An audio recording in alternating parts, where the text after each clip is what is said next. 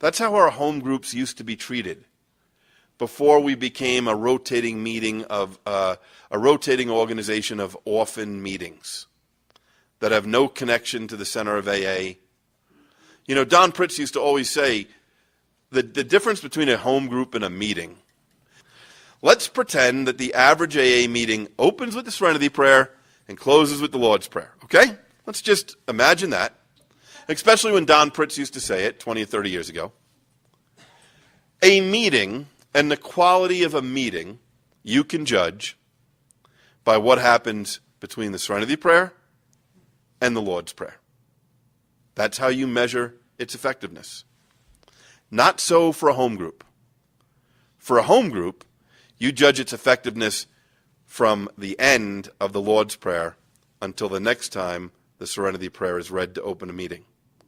What does that group of active AA members do in between meetings? Are they bringing meetings into facilities? Are they connected to their inner group? Are they connected to their general service area? Are they going into hospitals or detoxes? Do they know about each other's lives? Are they talking to each other in between when their home group meets? Do they have gatherings at people's houses? That's what a home group is. And how does that tie into the seventh tradition? Very simply. Because we've become a fellowship of, and let me read the seventh tradition, long form, carefully. The AA groups themselves, meaning each one, ought to be fully self-supported by the voluntary contributions, and these words are key, of their own members. The AA group themselves ought to be fully supported by the voluntary contributions of their own members. Nowhere have we gone further off track in Alcoholics Anonymous than with this tradition. For me, how I've had to equate that is, when I go to any meeting, I don't need to be a big shot.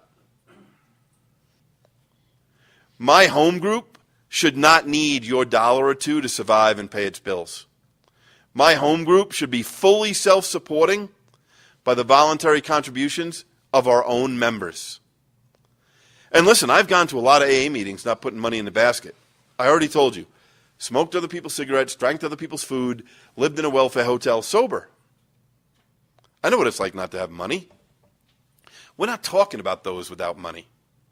We're not talking about those rebuilding their life that are devastated.